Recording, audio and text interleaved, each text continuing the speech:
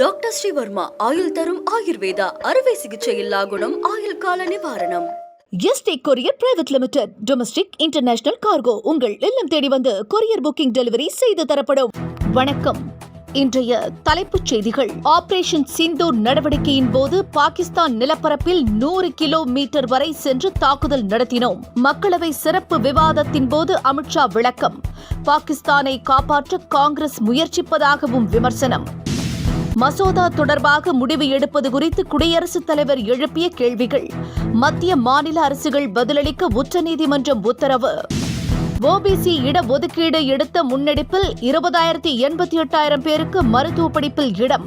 முதலமைச்சர் மு.க. ஸ்டாலின் பெருமிதம். அமித்ஷா பிரதமர் கண்டுகொள்ளாததால் கோபத்தில் ஓபிஎஸ். மத்திய அரசுக்கு எதிராக திடீரென்று கண்டன அறிக்கை. பயிர்க்கடன் வழங்க சிபில் ஸ்கோர் கேட்கக்கூடாது என்பது உள்ளிட்ட பிரதமரிடம் முன்வைக்கப்பட்ட கோரிக்கைகள். மத்திய அரசு உடனடி நடவடிக்கை எடுத்துள்ளதாக இபிஎஸ் தகவல். இனி விரிவான செய்திகள். பஹல்காம் தாக்குதலில் ஈடுபட்ட தீவிரவாதிகள் ஆபரேஷன் மகாதேவ் நடவடிக்கையின் போது உயிரிழந்ததாக மக்களவையில் மத்திய உள்துறை அமைச்சர் அமித்ஷா தெரிவித்துள்ளார். தீவிரவாதிகளிடமிருந்து பஹல்காம் தாக்குதலுக்கு பயன்படுத்தப்பட்ட ஆயுதங்கள் பறிமுதல் செய்யப்பட்டதாகவும் அவர் கூறினார். ஆபரேஷன் மகாதேவ் மிகப்பெரிய வெற்றியை பெற்றுள்ளதாகவும் பஹல்காம் தாக்குதல் தொடர்பாக 1000 பேரிடம் விசாரணை நடத்தப்பட்டதாகவும் அமித்ஷா கூறியுள்ளார்.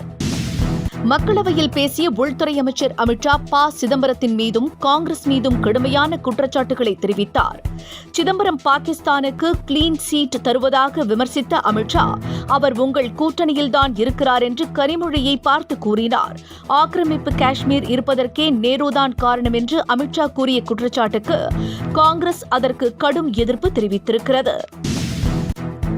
ஓபிசி இடஒதுக்கீடு முன்னெடுப்பிற்காக திமுக எடுத்த நடவடிக்கையால் 20,088 மாணவர்களுக்கு மருத்துவ படிப்பில் சேர வாய்ப்பு கிடைத்துள்ளதாக முதலமைச்சர் மு.க. ஸ்டாலின் பெருமிதம் தெரிவித்துள்ளார்.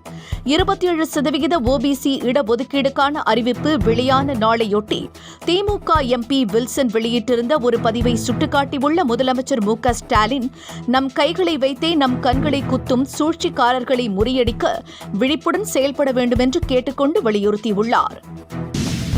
சட்டப்பேரவையில் நிறைவேற்றப்பட்டு அனுப்பி வைக்கப்படும் தீர்மானத்தின் மீது நடவடிக்கை எடுப்பதற்கு காவலரை நிர்ணயித்து உச்சநீதிமன்ற நெறிமுறைகள் வழங்கியது. இதுகுறித்து குடியரசுத் தலைவர் எழுப்பிய கேள்விகள் தொடர்பாக மத்திய மாநில அரசுகளுக்கு எழுத்துப்பூர்வமாக பதிலளிக்க உச்சநீதிமன்றம் நோட்டீஸ் அனுப்பியுள்ளது. இந்த வழக்கு ஆகஸ்ட் 19ஆம் தேதி ஒத்திவைக்கப்பட்டுள்ளது. உச்சநீதிமன்றம் நெறிமுறைகள் தொடர்பாக குடியரசுத் தலைவர் 14 கேள்விகளை எழுப்பியிருந்தார். பஹல்காம் தாக்குதலில் உயிரிழந்தவர்களில் 22 குழந்தைகளை ராகுல் காந்தி தத்தெடுத்துள்ளார். தீவிரவாதிகளின் தாக்குதலின் போது இந்த குழந்தைகள் தங்கள் பெற்றோர்களை இழந்தனர். இந்த குழந்தைகளின் முழு படிப்பு செலவையும் ராகுல் ஏற்கவுள்ளார். முன்னதாக நிர்பயாவின் சகோதரன் படிப்பு செலவையும் ராகுல் ஏற்றுள்ளார். தீவிரவாத தாக்குதலில் இருந்து மக்களை காப்பாற்ற மத்திய அரசு தவறிவிட்டதாக திமுக எம்பி கனிமொழி குற்றம் சாட்டியிருந்தார். ஆபரேஷன் சிந்தூர் நடவடிக்கை தொடர்பான சிறப்பு விவாதத்தின் போது பேசிய கனிமொழி, தீவிரவாத தாக்குதலின் போது விஸ்வகுரு என்ன செய்து கொண்டிருந்தார் என்று வினாவினார். விஷ விதைகளை நீக்க வேண்டும் என்பதில் மாற்று கருத்து இல்லை என்று குறிப்பிட்ட கனிமொழி, எதிர்க்கட்சியாக அமர்வதும் ஆளும் கட்சியாக அமர்வதும் மக்கள் முடிவு செய்வதுதான் என்று தேர்தல் ஆணையம் அல்ல என்றும் சாடினார். தமிழன் தேசப்பற்று உள்ளவன் என்றும் கங்கையை வெல்வான் என்றும் கனிமொழி கூறியிருக்கிறார். பிரதமர் நரேந்திர மோடி உள்துறை அமைச்சர் அமித்ஷாவிடம் பலமுறை கேட்டும் சந்திக்க நேரம் ஒதுக்காததால் கடும் கோபம் அடைந்துள்ள ஓபிஎஸ் மத்திய அரசுக்கு எதிராக திடீரென்று பரபரப்பு கண்டன அறிக்கையை வெளியிட்டுள்ளார். அந்த அறிக்கையில் 2,150 கோடி கல்வி நிலுவைத் தொகையை உடனடியாக மத்திய அரசு விடுவிக்க வேண்டும் என்றும் அவர் வலியுறுத்தியுள்ளார். கல்வி நிதி நிறுத்தப்பட்டுள்ளதால் பள்ளிகள் முடங்கும் நிலை உருவாகியுள்ளதாக அவர் குறிப்பிட்டுள்ளார்.